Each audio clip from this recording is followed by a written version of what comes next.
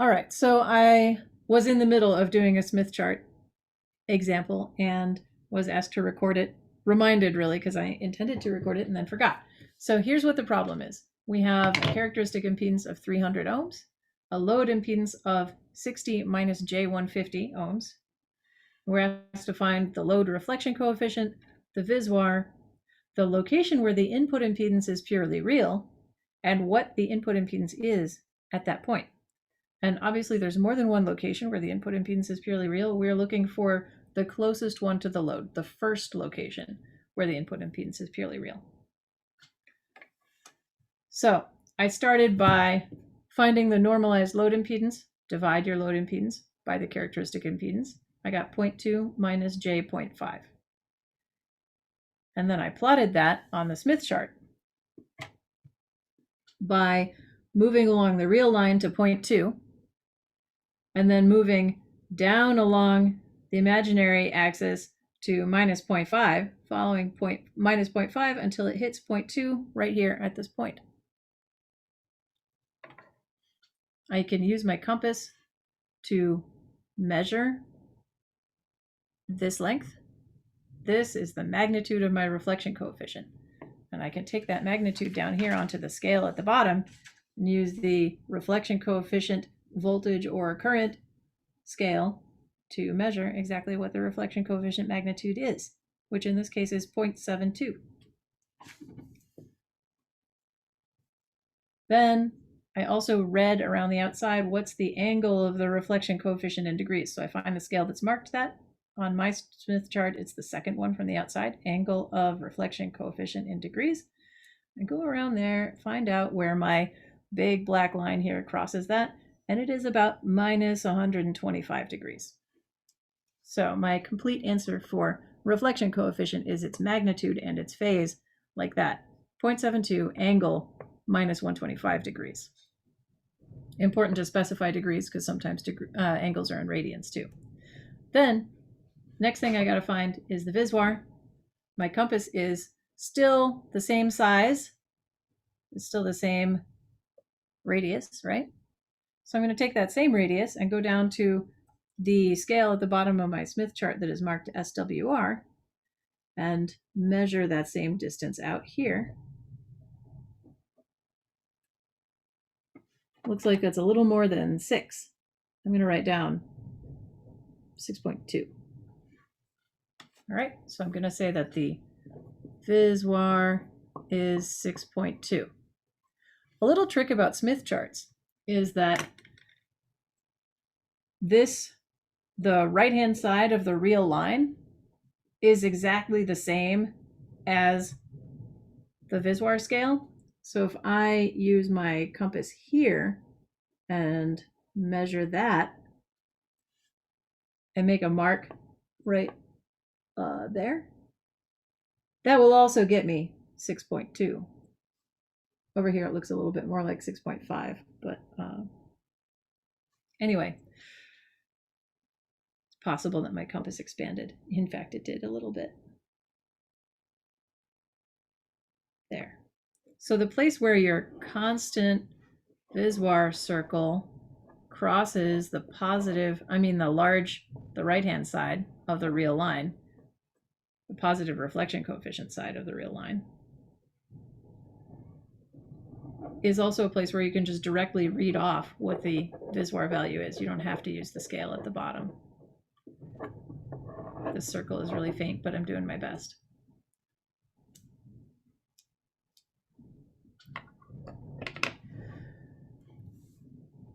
In order to find the place where the input impedance is purely real, the first point after the load where it is purely real, I need to move away from the load, which means toward the generator along a transmission line. First thing I'm going to do is figure out where the 0 point on my transmission line is. That's right here. So on my wavelengths toward generator scale, that's the outermost one on the Smith chart, I'm going to look at where we are. We are at 0.424. So 0.424 wavelengths is my start point. Then I'm going to move from there to the first place where the input impedance is purely real around this circle of constant reflection coefficient. I keep going around the circle of constant reflection coefficient until I cross the real line. I have to go clockwise because I'm moving away from the load. I am increasing the length of transmission line away from the load. And it looks like that crosses it right there, which is at about 0.16. So my normalized input impedance at that location is 0.16. I'm going to have to multiply by 300 ohms to get the not normalized input impedance at that point. But before I do that, I've got to figure out what that distance was. The Smith chart around the outside goes from 0 wavelengths all the way to half a wavelength because the reflection coefficient goes once around this circle every half wavelength. Why is it half a wavelength? Because the forward going wave accumulates phase 2 pi per wavelength in this direction, and the reflected wave accumulates phase 2 pi per wavelength in that direction. And so if you divide the reflected wave by the forward going wave, suddenly you're accumulating phase on that ratio at a rate of 4 pi per wavelength. That's why. Anyway, so the distance between here and here is what we want to know. This location is 0.5 wavelengths. So all we got to do now is subtract 0.5 wavelengths minus 0.424 wavelengths. Now this is going to be probably embarrassing because I spilled my tea this morning and didn't get to have any. And you get to watch me do a subtraction problem. So I'm going to make that I'm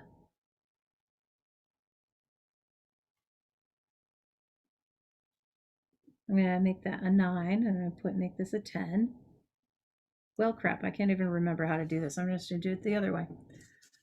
This is what happens when I get stressed out. 0.424 plus 0.7 makes it 0.494 plus 0.6 makes it 0.5. So 0.424 plus 0.076 is 0.5. Yeah, I was going to do it right. There we go. So anyway, this distance is 0.076. I'm having a morning, everybody. So the distance is 0.076 wavelengths. And now we have 3 out of the 4 answers that we were looking for. Gamma, Viswar, location of Zn being purely real. And what is Z in there? We just have to take this value and multiply by 300. I'm going to multiply by 100 first and then get 16.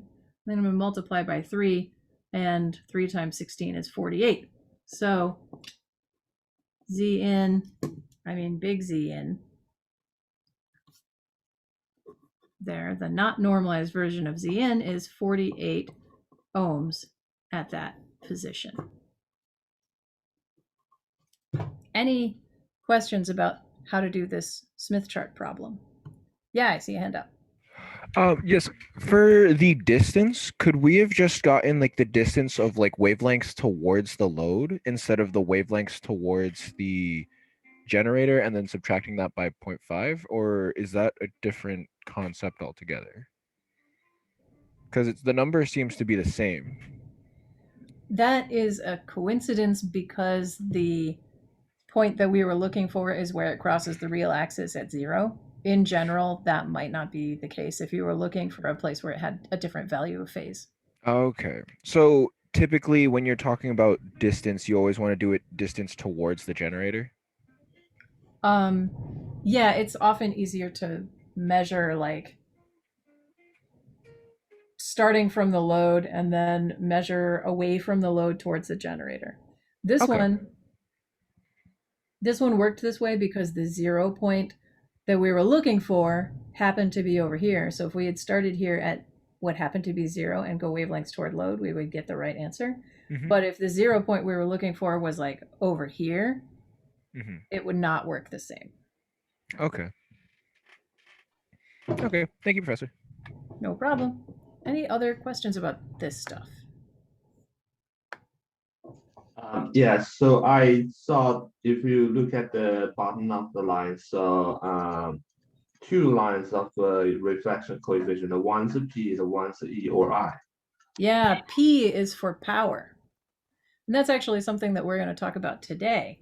In a little bit of foreshadowing, the power reflection coefficient is the magnitude of the reflection coefficient squared. So in case you don't want to actually calculate that square, you can use the power reflection coefficient scale to just measure it. And the E or I, E, like I've said, in some countries it is standard to use E for voltage instead of V. So that is V or I, the voltage or current reflection coefficient. So this is the linear one at the bottom. And then the next one up where it says reflection coefficient P, that's for power. Okay. Anything else?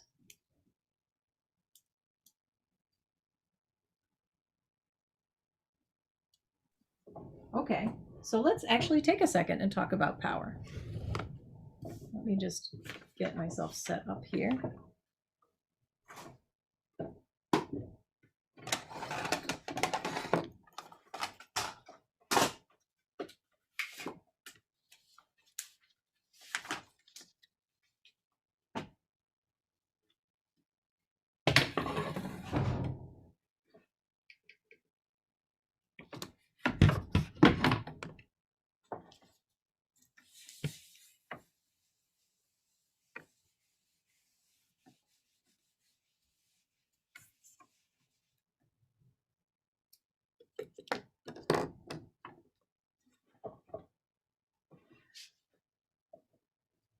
Now the power delivered to the load of a transmission line, we don't need to do any fancy transmission line stuff for that, because if we have a load impedance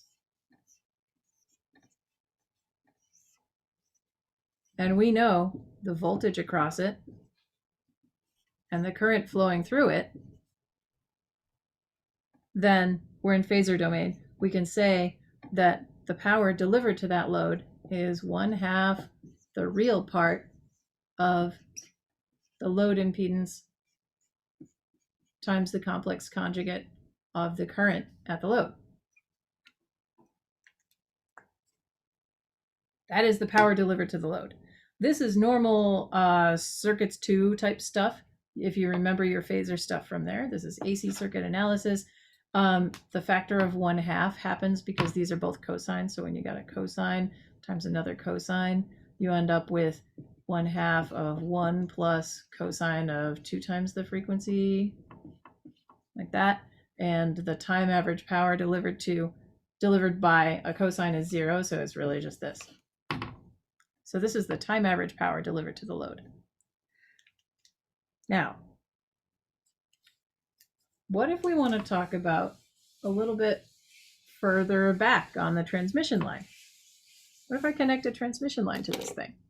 I'm going to move it over here so I have some space for the line to exist. Here's my load. We know how much power is being delivered to the load. Then we have a transmission line.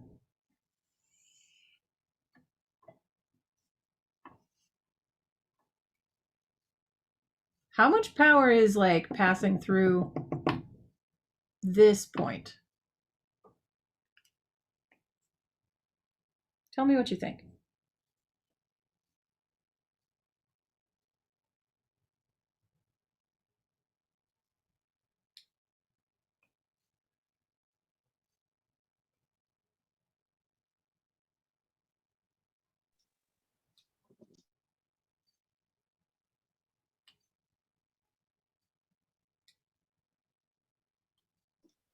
I feel like this is a trick question.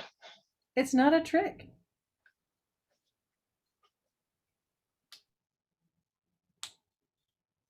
We know how much power is going into this load. This is PL. Is there anywhere else for power to go?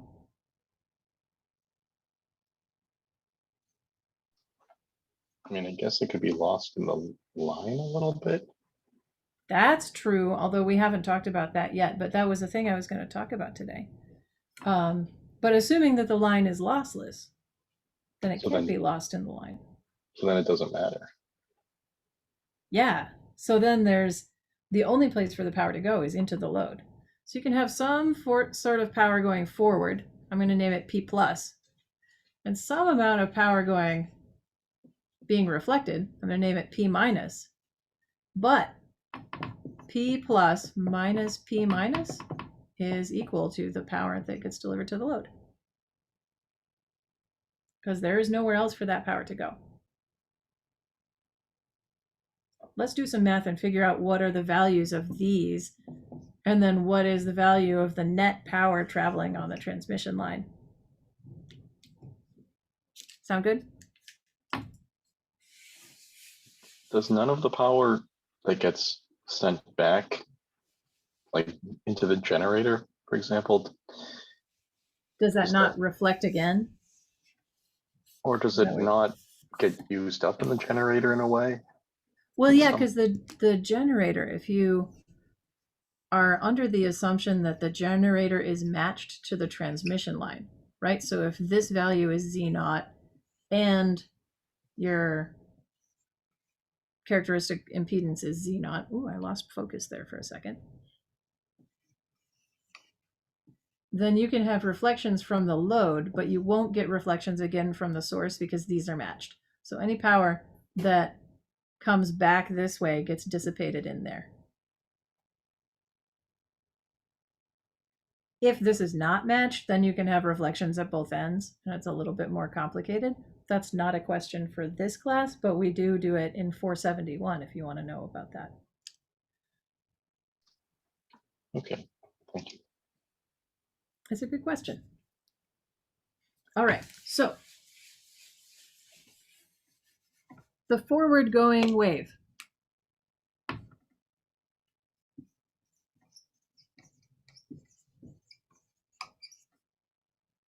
Has voltage as a function of Z equals some amplitude times e to the minus j beta Z. And the current as a function of Z, I'm going to name this V plus and I plus, so that we know that they're the forward wave stuff. It is V naught over Z naught e to the minus j beta Z. Or if you prefer to use L because Z equals 0 at the load and all the Z values are negative, you can also write this as V naught e to the j beta L and V naught over Z naught e to the j beta L. I am okay with it either way. So what's the power in the forward going wave? The power going forward is 1/2 the real part of the voltage times the complex conjugate of the current.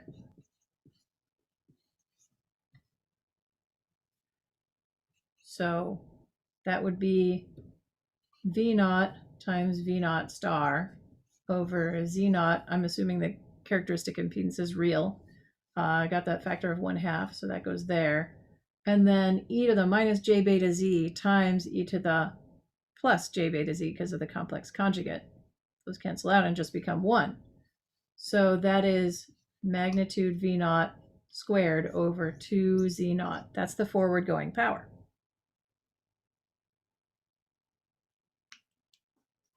Let's take a look at the reflected wave.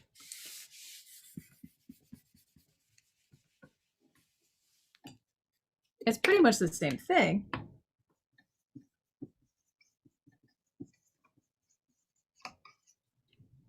Except V minus of Z is the load reflection coefficient times V naught times e to the plus j beta Z, because it's going back towards the generator, right? So it's going in the negative Z direction. Every time I put my hand above this screen, the focus goes off a little bit. That is upsetting. Well, anyway, I minus of Z is equal to the amplitude of this minus going voltage divided by the characteristic impedance. So gamma L V naught over Z naught, also e to the plus J beta Z, with a minus sign because it is pointed in the other direction. So it's defined opposite the direction of the forward going current. This is so that later we can add them together and cancel them out. So if I find the power, this minus sign means that I'm defining all powers as moving to the right, and we're going to maintain this minus sign, and we're going to end up with a negative power moving to the right, which is actually a positive power moving to the left. So P minus is equal to gamma L V naught e to the J beta Z times minus gamma L V naught e to the J beta Z complex conjugate, all divided by 2 Z naught. These numbers are both real, so we're not taking their complex conjugate or taking the real part here. And you find that these things will also result in only real quantities, because e to the J beta Z times e to the J beta Z star goes to 1. This just gets you minus magnitude gamma squared. And this gets you magnitude V naught squared. So you got magnitude gamma L V naught squared over 2 Z naught. And a minus sign for the direction that that power is traveling. That's an L, it just doesn't look like an L.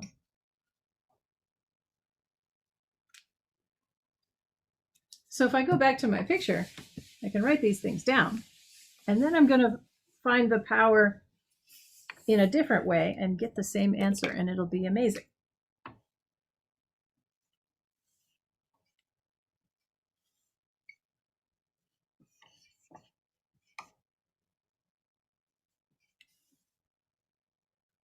So my P plus is magnitude V naught squared over 2 Z naught, and it's going that way.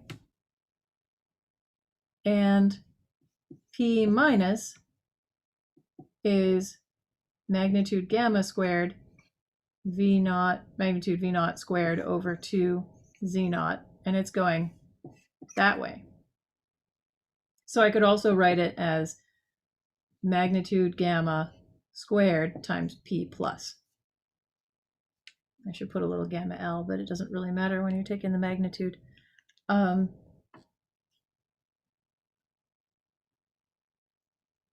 So then the total, the net power going into the load, PL, is equal to P plus times 1 minus magnitude squared of gamma.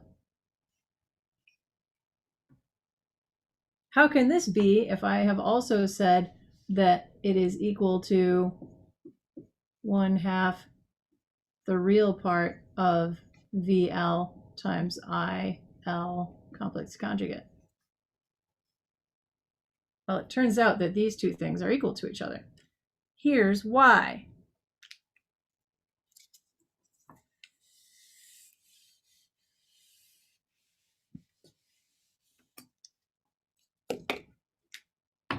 The voltage on the line, I'm not even going to write it at 0. I'm going to write it as a function of position, is V naught times e to the minus J beta Z plus gamma L e to the plus J beta Z. And the current as a function of position is V naught over Z naught e to the minus J beta Z. These minus J beta Z's represent the forward going wave, minus because of the different current definition convention, gamma L e to the plus J beta Z. Now remember, the load is at z equals 0. So if I evaluate these at z equals 0, I get V naught times 1 plus gamma. And the current, I get V naught over Z naught times 1 minus gamma. If I multiply those out,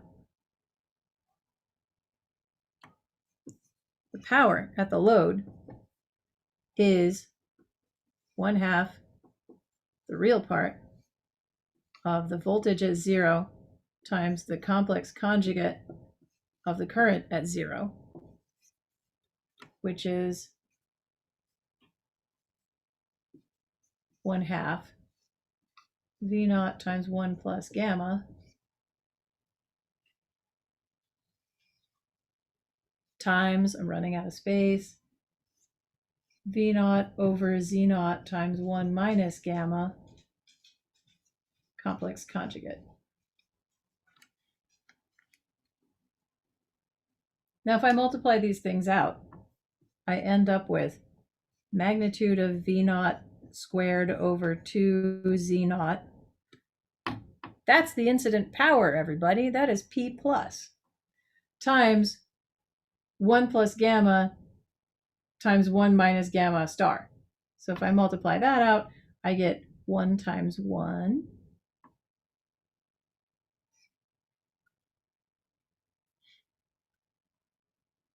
plus 1 times gamma, 1 minus gamma star, and then gamma times gamma star, which is magnitude of gamma, and then I get a minus magnitude gamma squared. Okay. And all of this stuff has to be inside of a real part operator yet, because we haven't done that part yet. Here's the trick. Gamma minus gamma star is 2 times the imaginary part of gamma. So when we do that real part operation, this goes away. And what I get in the end is that no matter how you calculate it, the power... You can move screen down a little bit, sorry.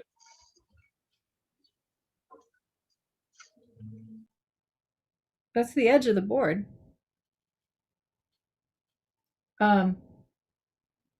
Anyway, no matter how you calculate it, the power that is traveling down the line and the power delivered to the load end up being, I guess I have to erase this.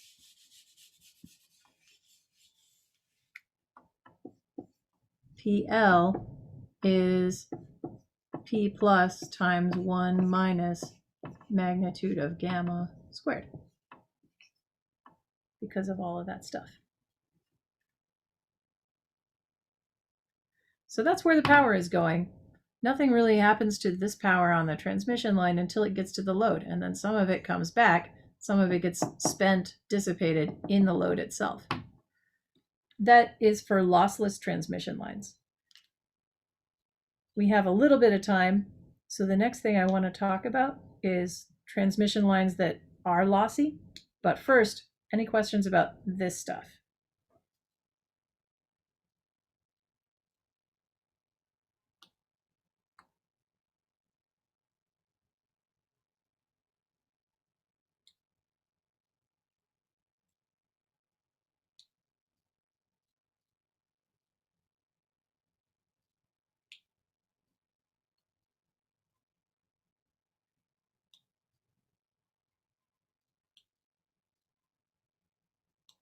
So this is only for like ideal conditions or an ideal way of looking at it.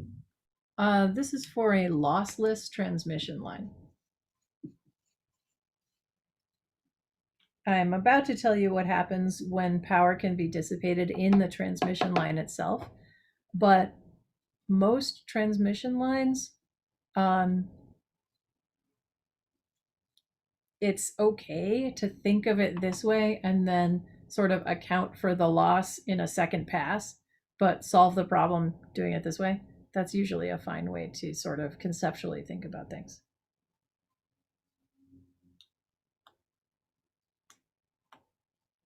You'll see why. Usually the loss in a transmission line is pretty low, so most of the stuff sort of behaves as though it is almost lossless, because they use good conductors and good dielectrics to build transmission lines, because otherwise they don't make very good transmission lines. Oh, there's one last thing I want to tell you about this. And that is a couple of definitions of terms.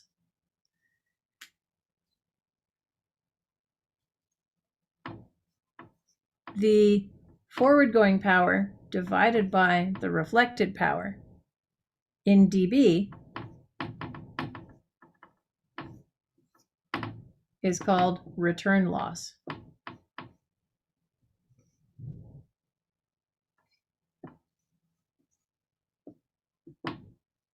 And we use RL to refer to it.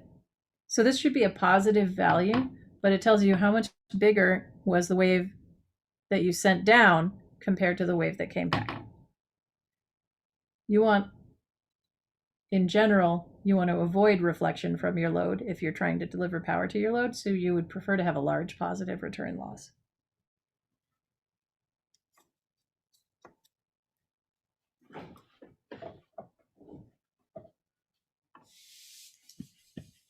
All right, last thing for today, we're going to talk a little bit about lossy transmission lines, and here's where they come from. If you remember, last week, I drew a picture of two lines in parallel, and I said that because there's a current here and a current here, we can sort of draw an Ampere's law loop and a Faraday's law loop. Sorry, this should be a Faraday's law loop, actually. And there would be magnetic flux through this surface, and that means that there is some inductance between the wires. And we could also think that there might be some charge on this upper line and some charge on this lower line, so there might be some capacitance between the wires too. And then I wrote down that an equivalent circuit for that thing might look like this, where we're talking about the inductance and capacitance of this structure per unit length. And I wrote down an L prime and a C prime. If this is a lossy structure, then in addition to having inductance and capacitance per unit length, it's also got some resistance in the wires per unit length, and in the dielectric medium that exists between the wires, it might have some conductance. This is a G prime conductance. It has units of 1/ohms.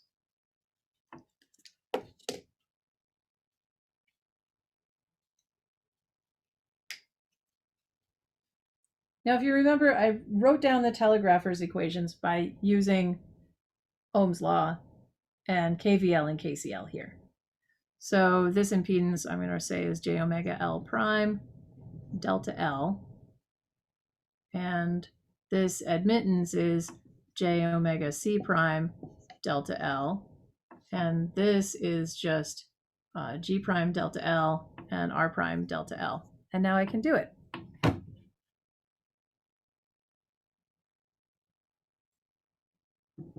Where we've got V of, let's say, Z, and V of Z plus delta L.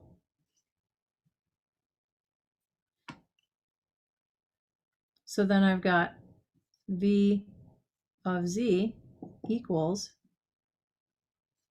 I of Z times R prime delta L plus J omega L prime delta L times, plus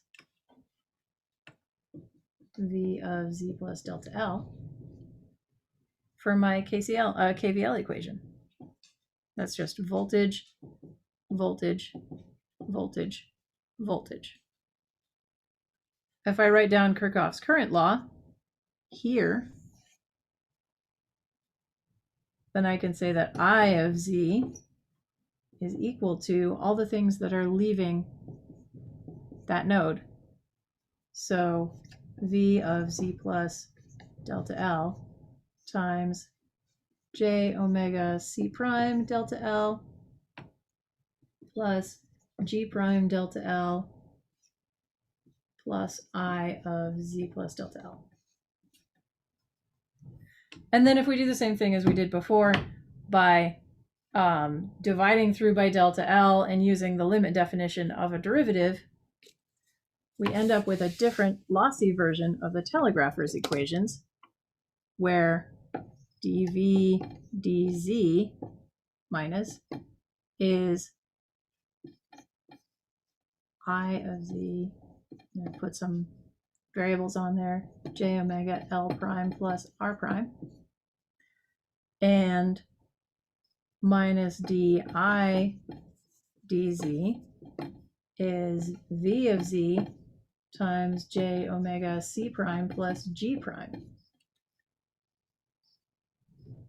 So then when I write down my wave equation for the voltage, I end up with the second derivative of the voltage with respect to position plus j omega L prime plus R prime times j omega C prime plus G prime times V equals 0. Ooh, ran out of space there. Is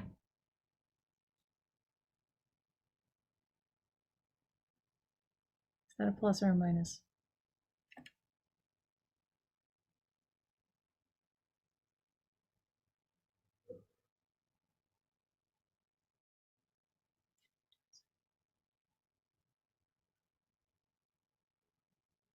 Yeah, I think it's a plus.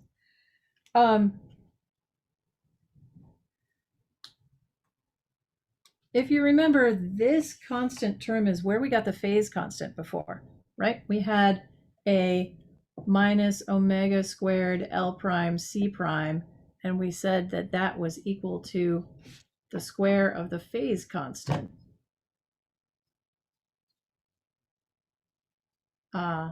J beta squared. This time, we've got some extra stuff in there. So we set up a more general situation where we have a propagation constant for which we use little gamma.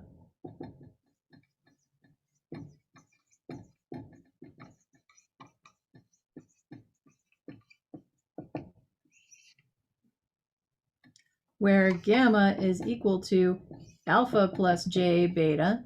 Beta is the phase constant. It does not equal this anymore. It just equals the real part of the square root of all this stuff. I guess the imaginary part, depending on where you put your j's.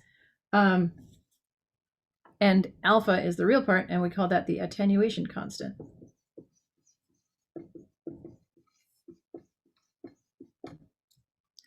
Your solutions then for a forward-going wave would be some amplitude times e to the minus gamma z if it's going towards positive z. And then you got minus j beta z for the phase accumulation and minus alpha z, so it is exponentially decaying as it moves down z. Gamma here, you have the situation that gamma squared is j omega L prime plus R prime times j omega C prime plus G prime. That's our time for today. Any questions about this lossy transmission line stuff? We will talk a little bit more about it next week in case you have more questions.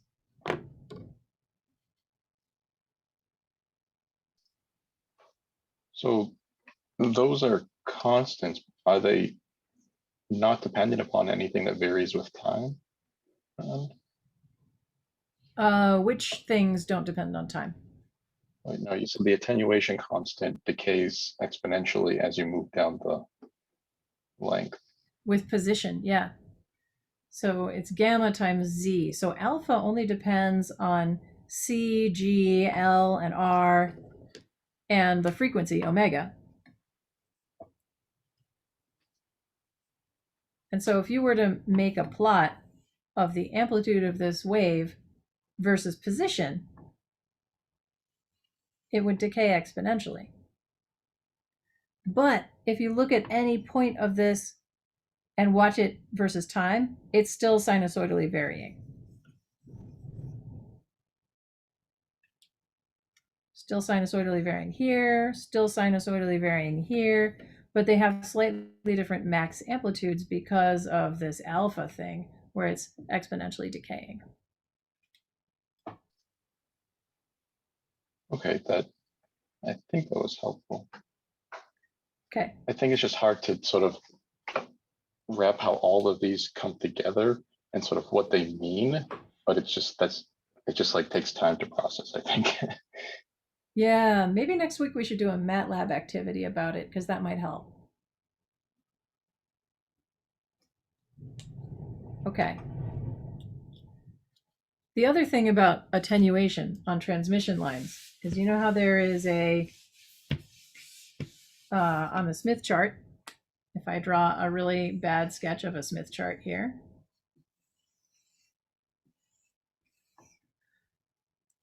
you know how there's a constant reflection coefficient circle? On a lossy transmission line, there's not really a constant reflection coefficient circle. There's a spiral. And that is because as both waves are going in each direction, they are shrinking. So if I draw a plot of the forward going wave as it moves towards the load, like I'm going to put the load over here, its amplitude would be going like this. And then the reflected wave is some proportion of that, like maybe it's that much, maybe it's half, and then it's also exponentially decaying going the other way. So it's going like this. So the reflection coefficient as a function of position, that is the ratio of V plus over V minus at any given point on the transmission line, it has its maximum here, and then it also gets smaller and smaller because away from the load, if you go back in time, the forward going wave is bigger, and away from the load, you're going forward in time, so the reflected wave gets smaller. So it tends to swirl in towards the center of the Smith chart the longer you make a lossy transmission line. And yes, that means that lossy transmission lines are actually pretty good matching if all you care about is the magnitude of the reflection coefficient and you don't care about losing power.